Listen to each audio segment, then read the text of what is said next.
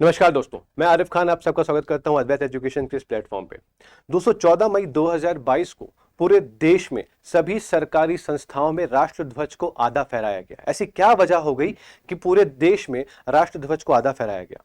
जानते हैं इस बारे पे, नजर डालते हैं इस मुद्दे पे कि ऐसा क्या हुआ। पूरे स्टेट में एक शोक मनाया गया, पूरे राज्य में, पूरे देश में एक शोक मनाया गया। राष्ट्रीय शोक का नाम दिया गया इस दिन को 14 मई 2022 को। ऐसा इसीलिए हुआ क्योंकि 13 मई 2022 को यूएई, यूनाइटेड अरब एमिरेट्स के प्रेसिडेंट शेख खलीफा बिन जैद अल नहयान की डेथ हो जाती है, जिस कारण से शोक व्यक्त करते हुए भारत ने 14 मई को राष्ट्रीय शोक का ऐलान किया था।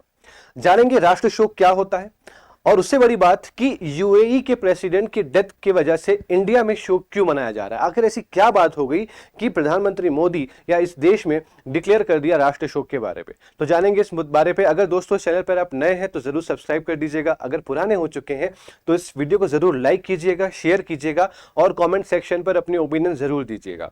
आगे जानते हैं किस तरह से ये मनाया गया। देखिएगा, इस तरीके से राष्ट्र ध्वज को आधा फहराया जाता है जब भी हम देश में राष्ट्रीय शोक को डिक्लेयर करते हैं, की घोषणा करते हैं। आगे बढ़ते हैं तो बात यह होगी कि ऐसा क्या संबंध है इंडिया और यूएई का कि हमने वहां के प्रेसिडेंट की डेथ होने पर यहां पर राष्ट्रीय शोक रख दिया एक दिन का। अब क्या ये राष्ट्रीय शोक हमेशा एक दिन का होता है? नहीं, राष्ट्रीय शोक कितने भी दिन का हो सकता है, डिपेंड करता है स्टेट पे, गवर्नमेंट पे, वो कितने दिन से डिक्लेयर करती है राष्ट्रीय शोक को। हमारे यहाँ पर राष्ट्रीय शोक देखा जाए तो इसी साल 2022 में फरवरी में लता मंगेशकर जी की डेथ होने पर भी 2 दिन का राष्ट्रीय शोक रखा गया था हमारे देश में। अब बात करते हैं यूएई की। तो यूएई के प्रेसिडेंट की डेथ हुई तो यूएई ने डिक्लेयर किया है कि वो 40 दिन का राष्ट्रीय शोक मनाएंगी इनकी डेथ के कारण। किसकी डेथ? शेख खलीफा बिन जैद अल नहयान की डेथ पर 40 दिन का शोक मनाया जाएगा यूएई में। तो कहीं ना कहीं पे ये बात तो समझ में आ गई है कि इंडिया और यूएई का संबंध इतना बेहतरीन होगा कि इस रिलेशन का अफेक्ट पड़ा किस पे? शेख बिन जैद की डेथ हुई और हमने भी शोक मनाया। हमें गम तभी होता है जब हमारा कोई करीबी, हमारा ऐसा कोई साथी जो हमारे को आगे बढ़ाने के लिए हमारे साथ अच्छे संबंध निभाता होगा, उसके जाने से हमें जब गम होता है तो हम भी काफी दिन तक शोक मनाते हैं। उसी तरीके से इस देश के लिए हमारा संबंध जो था वो यूएई से इतना बेहतरीन हो चुका था, बेहतरीन है, कि उनके जाने से हमें भी गम हुआ, हमें भी तकलीफ हुई, हमें भी अफसोस हुआ, हमने भी शोक डिक्लेयर कर दिया। तो ये है शेख खलीफा बिन जैद अल नहयान, जिनकी डेथ हो गई, यूएई प्रेसिडेंट है। तो ऐसा क्या था इनकी पर्सनैलिटी में, ऐसा क्या था यूएई के साथ रिलेशन में इंडिया का कि हम ऐसा शोक मना रहे हैं? तो दोस्तों बात करते हैं अगर ट्रेड की, क्योंकि सबसे इंपॉर्टेंट रिलेशन जो होता है किसी भी कंट्री का किसी भी कंट्री के साथ में, वो होता है ट्रेड रिलेशन। अगर आप मौजूदा स्थिति में देखें तो इंडिया का यूएई के साथ 68 बिलियन डॉलर का ट्रेड साइन किया गया है। अब तक हमारे बीच में ट्रेड होता है वो 68 बिलियन डॉलर का है और आगे आने वाले 5 वर्षों में इसी ट्रेड को हम 100 बिलियन डॉलर करना चाहते हैं, जो कि टॉप लिस्ट में शामिल हो जाएगी। यूएई इंडिया के साथ रिलेशन में टॉप 5 में हमारे साथ शामिल है। तो दोस्तों ये हो गई ट्रेड की बात में। ऐसे बहुत सारे ऐसे मुद्दे होते हैं, क्योंकि यूएई की अगर हम बात करते हैं तो हमारे दिमाग में चीज आती है कि हाँ यार, ये कंट्री जो है ये कहीं ना कहीं पे एक रिलीजियस कंट्री है, एक मुस्लिम कंट्री, एक इस्लामिक कंट्री है। तो बात जब आती है तो ऐसे कुछ मुद्दे हमारे देश में होते हैं जिस मुद्दे पर बहुत सारे लोग उस राजनीतिक मामले को धार्मिक मामले पे कन्वर्ट कर देते हैं, या धार्मिक मामले को राजनीतिक मामले पे घसीटा जाता है। तो ये दोनों हमेशा चलता रहता है। तो वहां पर अगर ऐसी कोई कंट्री हमारा सपोर्ट कर देती है तो गवर्नमेंट को एक सपोर्ट मिल जाता है, एक बूस्ट मिल जाता है। इसी तरीके से हम बात करना चाहते हैं कश्मीर की। जब कश्मीर का मुद्दा हुआ और कश्मीर में आर्टिकल नंबर 370 को हटाया गया, उस समय भी यूएई ने इंडिया का स्टैंड लिया और यह कह दिया कि भाई ये जो मामला है ये इंडिया का इंटरनल मैटर है, और उस इंटरनल मैटर पे, आंतरिक मामले पे हम इंटरफेयर नहीं करने वाले। क्यों नहीं करने वाले? क्योंकि India is a sovereign nation. India जो है वो संप्रभुत्व संपन्न देश है। वहां के आंतरिक मामलों पे वो देश ही हस्तक्षेप करेगा, वो देश ही उस मामले को निपटाएगा। कोई भी बाहरी देश को अलाउ नहीं किया गया है कि वो उसके आंतरिक मामले पे इंटरफेयर करे, because India is a sovereign nation, जैसे मैंने बताया आपको। आर्टिकल 370 हटा। उसके बाद जब बात ट्रेड की हो रही है तो कुछ ना कुछ इन्वेस्टमेंट इंडिया आएगा, और वो इन्वेस्टमेंट यूजुअली हम देखे जाते हैं कि जो भी मेट्रो सिटीज होती हैं या ऐसे कोई जगह होती है जो कि पॉपुलर जगह होती है, प्लेसेस होती है, वहां पर ही लोग ट्रेड करना भी बिलीव करते हैं। यूएई ने अपने कुछ इंस्टीट्यूशन इन द फैक्ट कुछ वहां पर कुछ ऐसे मार्केट्स या कुछ ऐसे ऑफिसेस या कुछ ऐसे मॉल्स, मार्केट प्लेस ओपन किए हैं उस जगह पर जो जगह हमेशा कंट्रोवर्शियल रहती है। जैसे कि कश्मीर की बात करते हैं, कोई भी देश कभी भी कश्मीर पे जाके इन्वेस्ट नहीं करता, लेकिन यूएई एक लौती ऐसी कंट्री है जिसने कश्मीर पे आकर इन्वेस्टमेंट किया। मैं जम्मू की बात नहीं करना चाहता हूं, मैं जम्मू से आगे जाकर कश्मीर, जम्मू में ट्रेड्स होते हैं, जम्मू में बहुत सारे डेवलपमेंट्स होते हैं, इन्होंने कश्मीर में काम कर दिया, इन्होंने कश्मीर में ये स्टेप लिया आगे बढ़कर कि यहां पर भी एक मॉल खोला जाएगा यूएई के अंदर, कश्मीर के अंदर पे, जो कि इंडिया का एक हिस्सा है।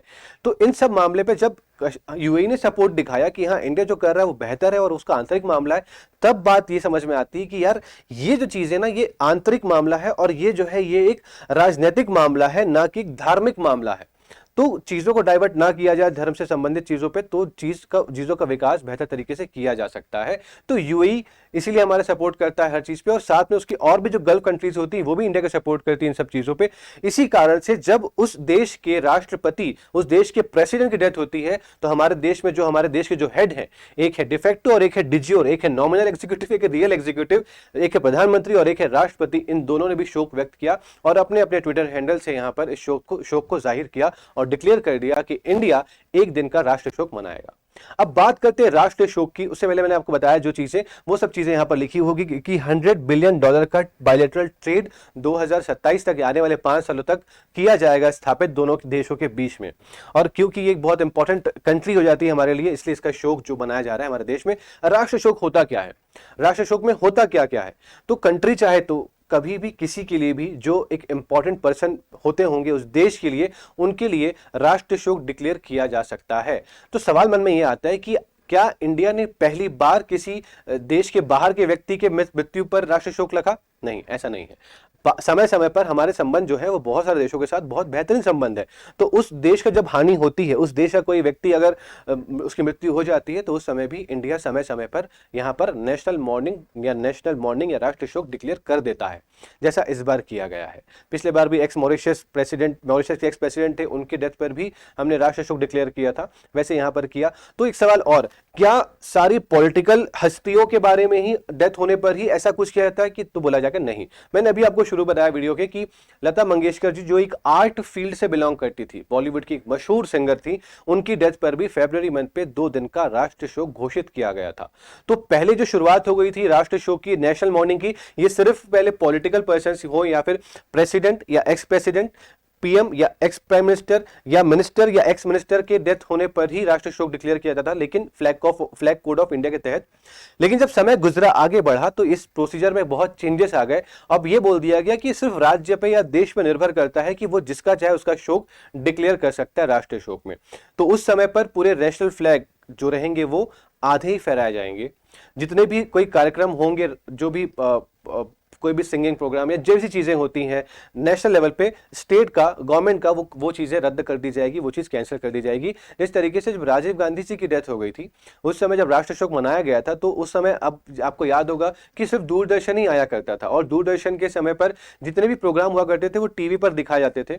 न्यूज के पहले जो एक वीडियो आता था, एक जो सॉन्ग आता था, जो एक इंट्रोडक्शन वीडियो होता था, जो दूरदर्शन को सब बेहतर तरीके से जानते हैं और मैं गा के बता सकता नहीं आपको भी, उस न्यूज के आने के पहले जो वीडियो आया करता था ना, उस वीडियो का साउंड भी म्यूट कर दिया गया था। तो किसी भी तरह का म्यूजिक, किसी भी तरह का संगीत वहां पर अलाउ नहीं किया गया था, और यही सिर्फ न्यूज दिन भर चला करती थी उस समय पर। तो इसी तरीके से राष्ट्रीय शोक हम मनाते हैं हमारे देश में।